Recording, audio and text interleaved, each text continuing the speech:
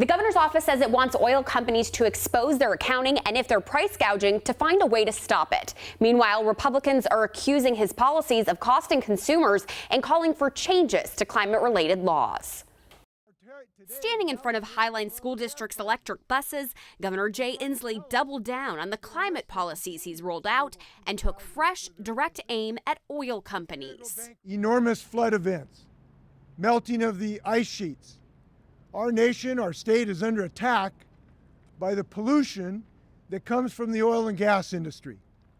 And Washington State will not allow that. Thursday, Governor Inslee announced legislation planned to be introduced by Democrats in January that would require oil companies to open up their books and the potential for a commission that could issue financial penalties, spotlighting a healthcare worker who says climate change is disproportionately harming some communities. Whether it's respiratory, cardiac, cancers, maternal and infants are impacted, mental health, and the list goes on. Republican State Senator Jeff Wilson says he too wants to see a cleaner environment, but he doesn't believe new costs to businesses are the way to do it. While others may want to accuse oil companies of price gouging, I'll fire back and say gouging has been occurring in the last few years' states' budgets. It seems the state has had an enormous appetite to collect more money from somebody and then spend away with our biennial budgets. The Western States Petroleum Association released a statement saying, quote,